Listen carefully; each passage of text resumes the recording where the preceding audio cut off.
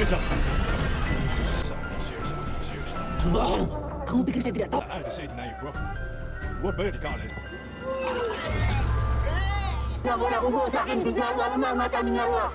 क्या हो अगर आपकी एक छोटी सी जिद आपके हंसते खेलते परिवार को जीते जी नर्क बना दे। एक ऐसा नर्क जहां से चाहकर भी आप कभी वापस नहीं लौट सकते। दोस्तों, आज मैं आपको साल 2023 में आई इंडोनेशिया की एक ऐसी खौफनाक फिल्म की कहानी सुनाने जा रहा हूं, जिसे अगर आपने रात के अंधेरे में अकेले देख लिया तो भाई अगली सुबह तक सो नहीं पाओगे। इस फिल्म का नाम है सिज्जीन। यह कहानी किसी भूत प्रेत की नहीं है। यह कहानी है उस अंधी दीवानगी की जो इंसान को इस हद तक गिरा देती है कि वो शैतान से हाथ मिलाने को तैयार हो जाता है। कहानी की शुरुआत होती है इरमा नाम की एक लड़की से। इरमा को अपने ही कजिन भाई गैलांग से एक तरफा प्यार हो जाता है, लेकिन दिक्कत यह है कि गैलांग पहले से शादीशुदा है। उसकी एक प्यारी सी पत्नी है और एक छोटी बच्ची है। इरमा गैलांग को पाने के लिए इस कदर पागल हो चुकी है कि उसे सही और गलत का कोई होश नहीं है। जब गैलांग उसे साफ मना कर देता है तो इरमा के दिल में प्यार की जगह ले लेती है नफरत और बदला, और वो गैलांग के परिवार को बर्बाद करने के लिए एक ऐसी जगह पहुंच जाती है जहां कोई भी शरीफ इंसान जाने की सोच भी नहीं सकता।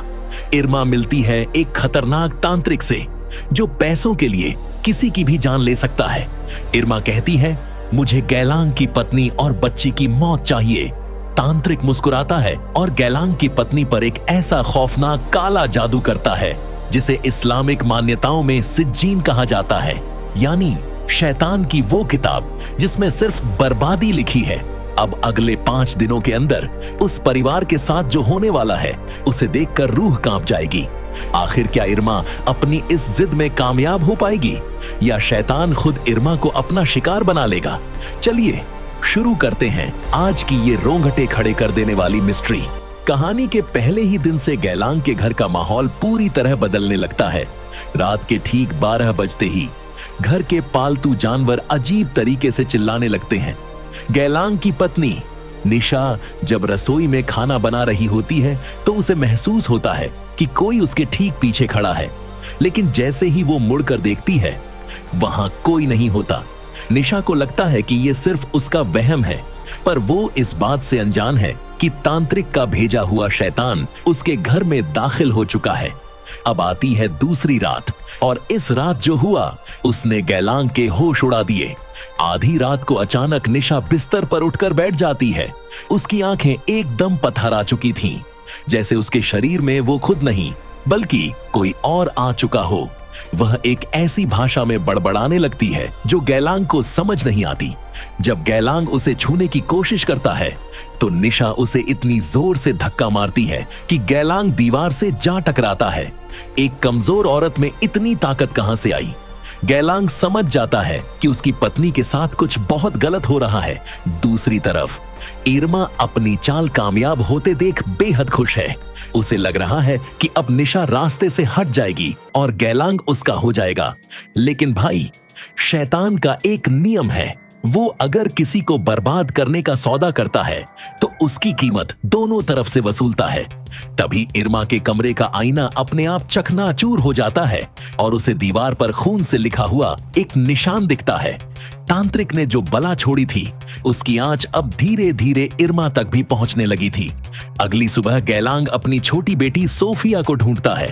वो देखता है कि सोफिया घर के सबसे अंधेरे कोने में, जहां मकई के जाले लगे हैं, वहां बैठकर किसी से बातें कर रही है और हंस रही है, जबकि वहां कोई दूसरा इंसान मौजूद ही नहीं है। गैलांग जब सोफिया से पूछता है कि बेटा तुम किससे बात कर रही हो, तो वो मासूमियत से कहती है, पापा वो जो सामने नग्न औरत खड़ी है जिसके चेहरे पर चमड़ी नहीं है, वो मुझसे कह रही है कि आज रात वो मम्मी को अपने साथ ले जाएगी। यह सुनते ही गैलांग के पैरों तले जमीन खिसक जाती है। अब गैलांग के पास समय बहुत कम था, क्योंकि उसकी बेटी की कही बात उसके कानों में गूंज रही थी। वो बिना देर किए गांव के सबसे बड़े मौलवी साहब को अपने घर ले आता है ताकि इस बला को टाला जा सके। मौलवी साहब जैसे ही घर के अंदर कदम रखते हैं उन्हें हवा में भारीपन महसूस होता है। वो अपनी आंखें बंद करते हैं और आयतें पढ़ना शुरू करते हैं। लेकिन तभी घर की सारी मोमबत्तियां एक साथ बुझ जाती हैं और पूरा घर पूरी तरह अंधेरे में डूब जाता है। अंधेरे में से एक ऐसी भयानक चीख गूंजती है जिसे सुनकर मौलवी साहब के हाथ से तस्बीह छूट जाती है। गैलांग जैसे ही टॉर्च जलाता है, वो जो देखता है उसे देखकर किसी कमजोर दिल वाले की जान निकल जाए। उसकी पत्नी निशा जमीन पर नहीं बल्कि कमरे की दीवार पर एक मकड़ी की तरह उलटी चिपकी हुई थी। उसका चेहरा पूरी तरह काला पड़ चुका था और उसकी आंखों से खून के आंसू बह रहे थे। वो मौलवी साहब की तरफ देखकर हंसती है और कहती है, इसे कोई नहीं बचा सकता, इसकी रूह पर अब हमारा कब्जा है। जैसे ही पत्नी पर दुआएं पड़ी जाती है, उसके अंदर छुपा शैतान पूरी तरह बेकाबू हो जाता है। वह हवा में उड़कर सबको दूर पटक देती है। माहौल में चीख पुकार मच जाती है, लेकिन तभी उस पर छड़ी से प्रहार किया जाता है और उसके शरीर से वह खौफनाक साया बाहर निकल आता है। सबको लगता है कि खेल खत्म हो गया और मुसीबत टल गई, लेकिन यह तो बस तूफान से पहले की शांति थी। तभी कमरे के दरवाजे पर एक साया उभरता है। वह बहासिक की मासूम बेटी थी, लेकिन उसकी आंखों में मासूमियत नहीं बल्कि वो दरिंदगी थी जिसे देखकर किसी की भी रूह कांप जाए। और तभी पर्दे पर एक ऐसा खौफनाक मास्टर ट्विस्ट खुलता है जो सबके पैरों तले जमीन खिसका देता है। असली शैतान पत्नी के अंदर था ही नहीं, वह तो उस मासूम बेटी के शरीर को अपना अड्डा बनाए बैठा था। फ्लैशबैक में एक एक कड़वी सच्चाई सामने आने लगती है। गानेसा ने जो मसान वाली भयानक साधना की थी, उसमें इस्तेमाल किए गए बाल और खून पत्नी के नहीं बल्कि उसकी बेगुनाह बेटी के थे। घर में अब तक जितने भी दर्दनाक हादसे और खूनी हत्याएं हो रही थीं, वह कोई और नहीं बल्कि शैतान के कब्जे में आई वही मासूम बेटी अंजाम दे रही थी। लेकिन कहानी का खौफनाक अंत अभी बाकी था। एक तरफ घर के अंदर मौलवी साहब उस बेटी को बचाने के लिए रूहानी ताकत लगा रहे थे, तो दूसरी तरफ कुदरत का इंसाफ शुरू हो चुका था। जिस औरत ने यह काला जादू करवाया था, वही शैतानी ताकतें अब पलटकर उसी की जान लेने पर उतारू थीं। वह दर्द से तड़प रही थी, चीख रही थी, क्योंकि उसने जो तबाही दूसरों के लिए बोई थी, वही उसकी अपनी मौत बनकर उसके सामने खड़ी थी।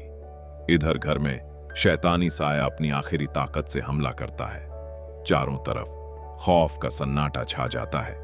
मौलवी साहब बिना डरे अपनी पूरी आध्यात्मिक शक्ति को समेटते हैं और एक सिद्ध जादुई तावीज को सीधे उस शैतानी साए की तरफ फेंकते हैं। तावीज के टकराते ही एक खौफनाक चीख गूंजती है और पूरा माहौल उसी सस्पेंस और सन्नाटे के साथ वहीं थम जाता है। दोस्तों, इस फिल्म के एक एक खौफनाक सीन, छुपे हुए रहस्यों और इस रोंगटे खड़े कर देने वाले क्लाइमेक्स को बारीकी से समझकर आप तक पहुंचाने में हमें पूरे 3 से 4 दिनों की कड़ी मेहनत लगी है।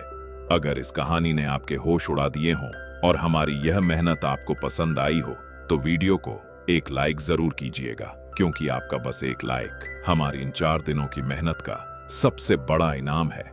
ऐसी ही सच्ची घटनाओं और दिमाग घुमा देने वाली फिल्मों के एक्सप्लेनेशन के लिए चैनल को सब्सक्राइब करके बेल आइकॉन दबाना मत भूलना। कमेंट में जरूर बताना कि बेटी वाला यह मास्टर ट्विस्ट देखकर आपको कैसा लगा। मिलते हैं अगले खौफनाक सफर में, तब तक के लिए अपना ख्याल रखें।